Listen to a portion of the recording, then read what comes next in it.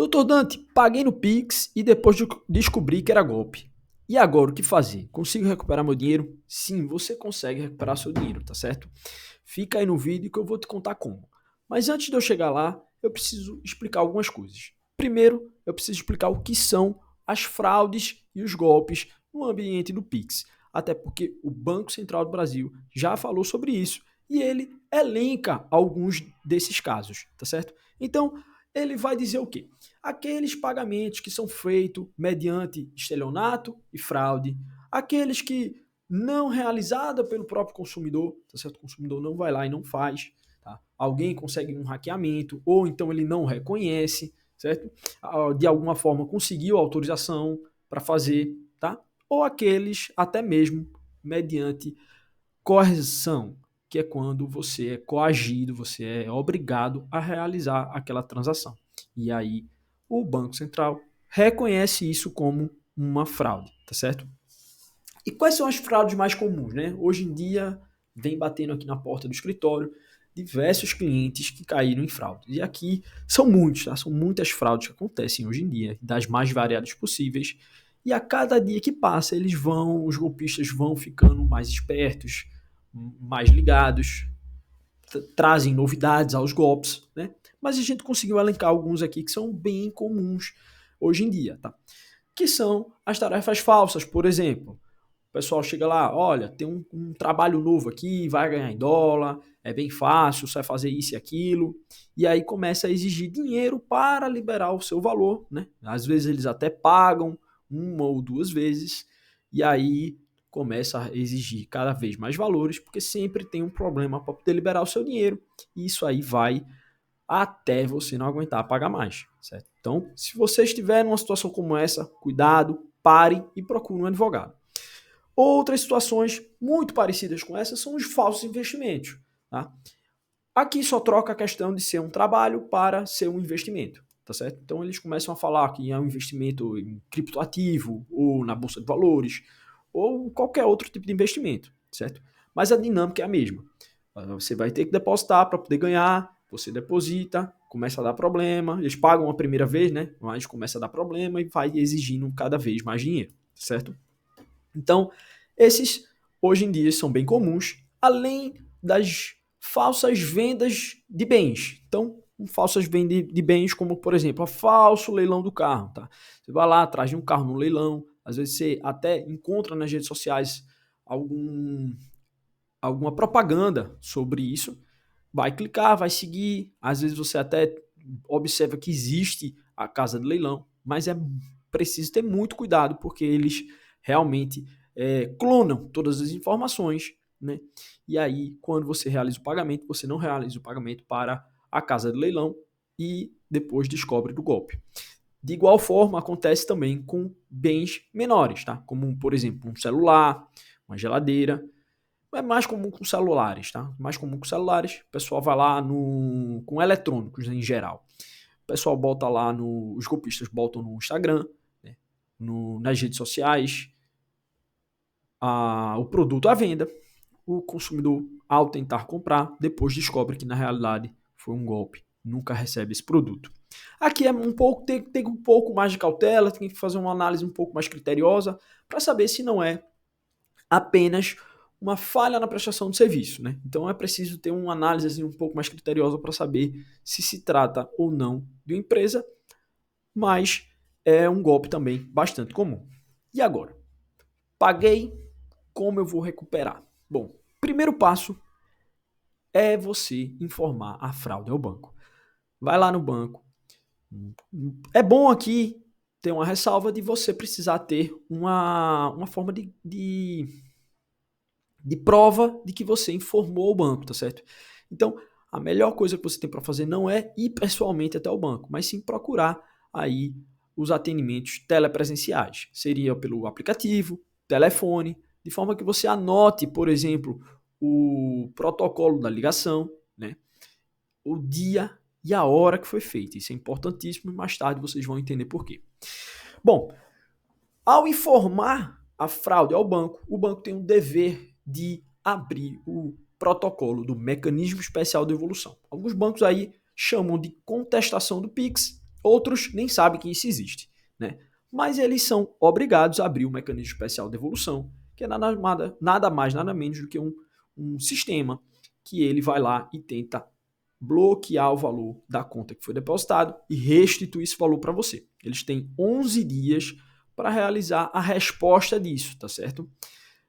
Então, após esses 11 dias, provavelmente você vai ter uma resposta negativa ou positiva se houve ou não a efetividade desse bloqueio. Se se tratar de um golpe mais elaborado, adianto aqui que às vezes não dá certo, porque eles tiram o valor rápido. Então você precisa ser rápido no gatilho. Descobriu que é golpe, já avisa para o banco, tá certo? E vai fazer o boletim de ocorrência. É importantíssimo realizar o boletim de ocorrência, uma vez que se trata de um crime, é um dever cívico, né? Um dever como cidadão, você reportar esse crime às autoridades policiais, até para você se resguardar, caso você tenha dado alguma informação pessoal e eles venham a utilizar, você tem um boletim de ocorrência, certo? E até para que as autoridades policiais investiguem o caso e tentem chegar até os criminosos. Afinal de contas, por causa de uma situação, não é possível, talvez, as autoridades chegarem até os criminosos, mas a partir de várias denúncias, sim, é possível, eles vão mapeando e acabam chegando. Então, é seu dever, se você caiu num golpe, de realizar o boletim de ocorrência. Bom, passados 11 dias, recebi a notícia de que não tinha dinheiro na conta recebedora. E agora, doutor Dante, o que é que eu faço? Bom, aqui, realmente, o que você tem para fazer sozinho se acaba. Realmente, a partir de agora, é necessário que você tenha aí um acompanhamento de um advogado de sua confiança para que você possa vir a tentar identificar junto com ele falhas de procedimento de segurança do banco. O banco tem diversos deveres de segurança no âmbito do Pix e se ele falhar com um deles, ele pode vir a ser responsabilizado pelo golpe que você sofreu e ter que arcar com as consequências disso. Em outras palavras, ter que pagar a tua conta, tá certo? Bom, aqui eu vou explicar um pouco sobre os mais comuns, tá? São vários deveres de segurança, mas eu vou explicar alguns dos mais comuns. Alguns dos mais comuns são o bloqueio cautelar. É um dever do banco que, ao desconfiar de que aquela transação é uma transação fraudulenta, ou seja, que você está sendo vítima de fraude ou que tem alguma espécie de fraude ali, o banco tem o dever de bloquear esse valor por até 72 horas, fazer uma avaliação e, se for o caso, devolver e rejeitar o Pix, tá certo? Existem também falhas que podem ocorrer no mecanismo especial de devolução, como por exemplo, se você avisar ao banco que foi vítima de fraude e o banco não abrir o mecanismo especial de devolução imediatamente, então o banco já tem aí uma possibilidade de ser reconhecido como responsável pelo golpe. Uma vez que, no momento que você avisou, tinha dinheiro, poderia ter dinheiro na conta recebedora e eles poderiam recuperar. Então, é sim uma possibilidade aí de se reconhecer uma responsabilidade civil do banco. Obviamente que aqui existem várias outras situações que o banco pode falhar, essa é apenas uma delas. Há também a possibilidade do banco recebedor, aquele banco que recebeu o valor que você depositou, certo? Ter aberto aquela conta com fruto de fraude, ou seja, o pessoal de alguma forma, os golpistas de alguma forma, em posse de informações, documentos de terceiros, tenham aberto conta em nome deles. E aí o banco falha na segurança. Ele não pode permitir que qualquer pessoa abra uma conta no seu nome, por exemplo, ou no meu. Ela tem que verificar que sou eu que estou abrindo aquela conta ou você, salvo se houver uma espécie de procuração. Então, aqui, caso o banco falhe, certo? Existe sim essa responsabilidade, essa possibilidade de responsabilizar o banco. Bom, dito isso, eu não vou ficar só nas minhas palavras. Eu vou mostrar para vocês também algumas decisões de tribunais superiores. Vamos lá comigo. Então, o Superior Tribunal de Justiça já decidiu, agora em 2023, certo? Que para evitar fraudes, o banco tem o dever de identificar, impedir transações que destoam do perfil do cliente. Ou seja, você está lá fazendo as suas transações corriqueiras, você nunca fez um Pix maior de R$ 300, por exemplo, tem o costume de fazer Pix ali de 100, 200, R$ 300. De repente, você está fazendo 500, 1.000, 1.500, 3.000.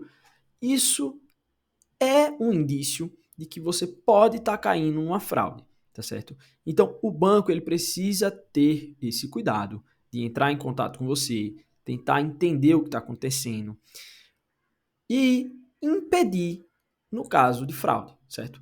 Isso aqui quem está falando é o Superior Tribunal de Justiça em decisão recente agora, 2023, tá certo? E isso vem sido replicado nos demais tribunais.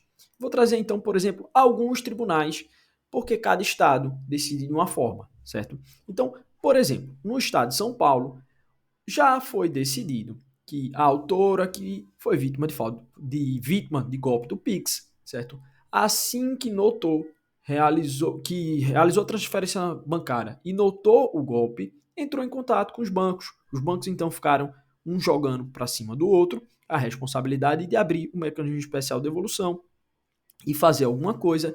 E aí ela acabou conseguindo na justiça a responsabilização dos bancos que para recuperar os danos materiais que ela sofreu de R$ 1.500 e conseguiu também a caracterização de danos morais aí no valor de R$ 8.000.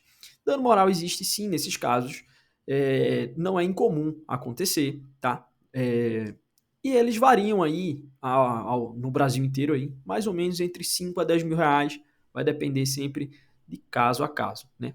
Vai depender aí da responsabilidade dos bancos.